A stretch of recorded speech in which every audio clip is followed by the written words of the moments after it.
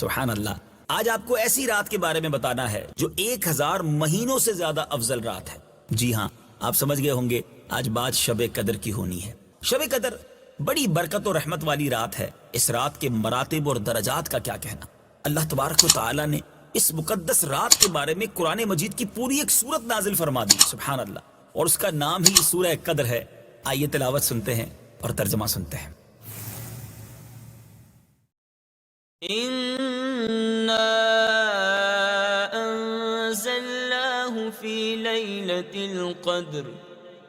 ترجمہ: بے شک ہم نے اس قرآن کو شب قدر میں نازل کیا.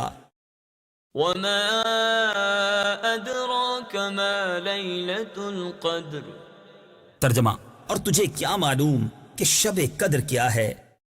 ليلة القدر خير من 1000 شهر. ترجمہ: شب قدر 1000 مہینوں سے بہتر ہے. تنزل الملائكة والروح فيها بإذن ربهم من كل أمر. ترجمہ: اس رات میں فرشتے اور جبرائیل اپنے رب کے حکم سے ہر کام کے لیے اترتے ہیں. سلام هي حتى مطلع الفجر. ترجمہ: یہ رات صبح طلوع ہونے تک سلامتی ہے. سبحان اللہ سبحان اللہ. یعنی شب قدر قدر و منزلت والی رات ہے کہ اس رات میں پورا قرآن مجید لوح محفوظ سے آسمان دنیا پر نازل کیا گیا، اور اس ایک رات کی عبادت 1000 مہینوں سے بڑھ کر افضل ہے. اس رات میں حضرت جبریل علیہ السلام ملائکہ کے ایک لشکر کے ساتھ آسمان سے زمین پر اترتے ہیں. یہ رات زمین و آسمان اور سارے جہان کے لیے سلامتی کا نشان ہے. غروب آفتاب سے طلوع فجر تک اس کے انوار و برکات کی تجلیات برابر جلوہ افروز رہتی ہے. روایت ہے کہ ایک دن نبی پاک علیہ السلام نے بنی اسرائیل کے ایک عابد کا قصہ بیان فرمایا کہ اس نے 1000 مہینے تک لگاتار عبادت. صحابہ نے عرض کیا یا رسول اللہ صلی اللہ علیہ وسلم، آپ کے امتیوں کی عمریں تو بہت کم ہیں، پھر بھلا ہم لوگ اتنی عبادت کیوں کر سکیں گے؟ صحابہ کے اس افسوس پر میرے آقا علیہ السلام کچھ فکر مند ہو گئے. اللہ اللہ، نبی پاک کے دل کو ملال ہو یہ رب کو کب گوارا ہے. پیارے اللہ عز و جل نے یہ سورت نازل فرمائی کہ اے محبوب، ہم نے آپ کی امت کو ایک رات ایسی عطا کی ہے کہ وہ 1000 مہینوں سے بہتر ہے. سبحان اللہ سبحان اللہ. میرے بیچ اسلامی بھائیوں، اب آئیے ذرا شب قدر کے بارے میں مزید کچھ سنتے ہیں کہ روایت ہے کہ شب قدر میں سدرۃ المنتہا کے فرشتوں کی فوج حضرت جبریل علیہ السلام کی سرداری میں زمین پر اترتی ہے، اور ان کے ساتھ 4 جھنڈے ہوتے ہیں. ایک جھنڈا بیت المقدس کی چھت پر، اور ایک جھنڈا کعبہ معظمہ کی چھت پر، اور ایک جھنڈا طور سینا پر لہراتے ہیں. اور پھر یہ فرشتے مسلمانوں کے گھروں میں تشریف لے جا کر ہر اس مومن مرد و عورت کو سلام کرتے ہیں جو عبادت میں مشغول ہو. مگر جن گھروں میں بت یا تصویر یا کتا ہو، یا جن مکانوں میں شرابی یا خنزیر کھانے والا یا غسل جنابت نہ کرنے والا بلا وجہ شرعی اپنی رشتہ داری کو کاٹ دینے والا رہتا ہو، ان کے گھروں میں یہ فرشتے داخل نہیں ہوتے. ایک اور روایت میں یہ بھی ہے کہ ان فرشتوں کی تعداد روئے زمین کی کنکریوں سے بھی زیادہ ہوتی ہے، اور یہ سب سلام و رحمت لے کر نازل ہوتے ہیں. سبحان اللہ سبحان اللہ. اب شب قدر ہے کون سی رات؟ نبی پاک علیہ السلام نے فرمایا کہ شب قدر کو رمضان کے آخری عشرے کی طاق راتوں، یعنی 21ویں، 23ویں، 25ویں، 27ویں اور 29ویں راتوں میں تلاش کرو.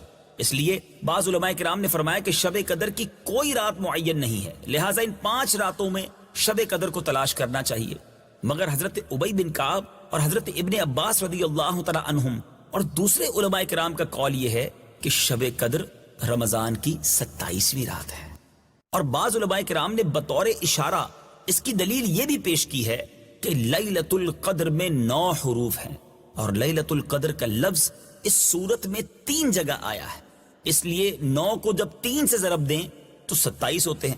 لہٰذا معلوم ہوا کہ شب قدر رمضان المبارک کی 27ویں رات ہے. یعنی یہ ایک اشارہ ہے. شب قدر میں کیا پڑھنا چاہیے، نماز اور دعائیں وغیرہ. روایت ہے کہ جو شب قدر میں اخلاص نیت سے نوافل پڑھے گا اس کے اگلے پچھلے گناہ معاف ہو جائیں. شب قدر میں 4 رکعت نماز نفل اس ترکیب سے پڑھے کہ ہر رکعت میں الحمد کے بعد سورہ قدر انا انزلناہ فی لیلۃ القدر 3 مرتبہ پوری سورت، اور سورہ اخلاص قل هو اللہ احد شریف 50 مرتبہ پڑھے. پھر سلام کے بعد سجدے میں جا کر 1 مرتبہ سبحان اللہ والحمد للہ ولا الہ الا اللہ واللہ اکبر پڑھے. پھر سجدے سے سر اٹھا کر جو دعا مانگے انشاءاللہ عز و جل مقبول ہوگی. نمبر 2، حضرت عائشہ رضی اللہ تعالی عنہا نے عرض کیا یا رسول اللہ صلی اللہ تعالی علیہ وسلم، اگر مجھے شب قدر مل جائے تو میں کون سی دعا پڑھوں؟ پیارے آقا علیہ الصلوۃ والسلام نے فرمایا تم یہ دعا پڑھو، اللہم انک عفو تحب العفو فاعف عنی. ایک روایت میں ہے کہ جو شخص رات میں یہ دعا 3 مرتبہ پڑھ لے گا تو اس نے گویا شب قدر کو پا لیا. لہذا ہر رات اس دعا کو پڑھ لینا چاہیے. سبحان اللہ. وہ دعا کیا ہے؟ لا الہ الا اللہ الحلیم الکریم سبحان اللہ رب السماوات السبع ورب العرش العظیم. سبحان اللہ. آپ نے دیکھا ہوگا امیر اہل سنت مدنی مذاکروں کے بعد یہ دعا پڑھاتے ہیں. دعوت اسلامی کے ہفتہ وار اجتماع کے بعد بھی یہ دعا 3 مرتبہ پڑھائی جاتی ہے. یاد کر لیں اور ہر روز ہی 3 بار پڑھ لیا کریں. یہ دعا بھی جس قدر ہو سکے زیادہ پڑھیں. یہ بھی حدیث پاک میں آیا ہے. اور دعا یہ ہے اللہم انی اسألک العفو والعافیہ والمعافاة الدائمة فی الدنیا والآخرہ.